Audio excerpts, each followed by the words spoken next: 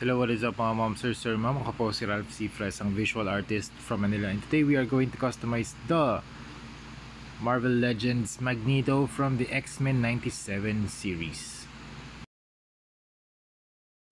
Okay, so first we are going to use a rotary tool para makapag-apply ng physical damage dun sa helmet ni Magneto.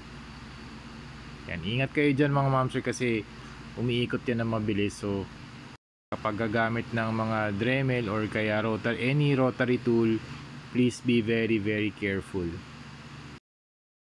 Yan, nag-add na rin ako ng ibang physical damage dun sa kanyang metal part ng pinagdidikitan ng cape, dun sa cape attachments niya.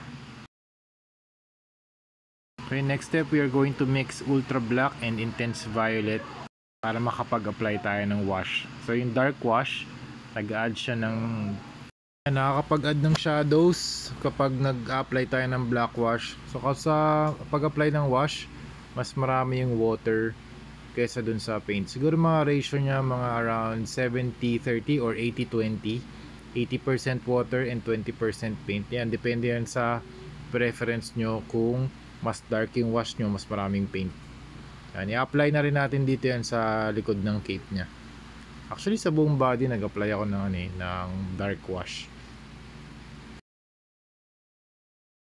Okay, next step, dry brushing. Another layer of dry brushing using a warm red na paint from Hero Paints. And the next color na gagamitin natin ay Hero Paints water-based acrylic magenta naman. I-apply din natin to sa red parts and sa purple parts. So both na yan. So ito yung highlights, first layer of highlights na i-apply natin. Kasi yung kanina shadows. And then next step, we're going to use ultra black para naman ma-emphasize yung deep parts ng physical damage dun sa helmet niya or dun sa head armor ni Magneto.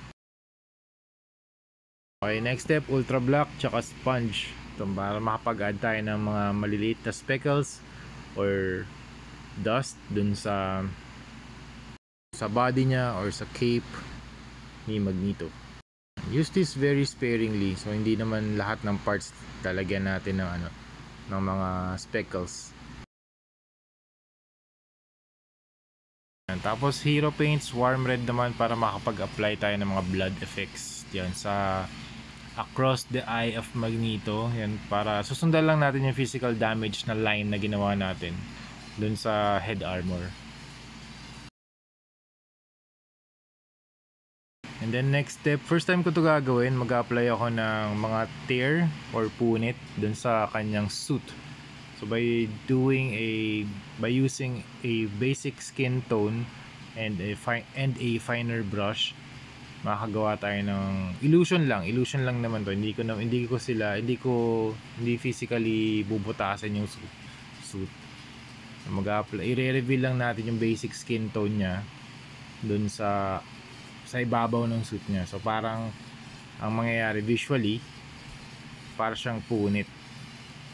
Yan. So pag na-apply na natin yung skin tone, mag-apply tayo ng darker shade around it. So mas madadagdagan yung contrast.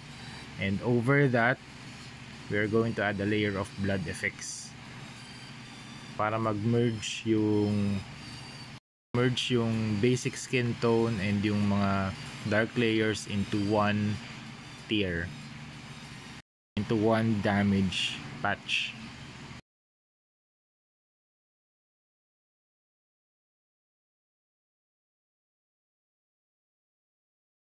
Alright, that's it mga mom, sir, ma'am. We are done with the custom repaint project. Again, thank you very much. Client from Massachusetts, USA.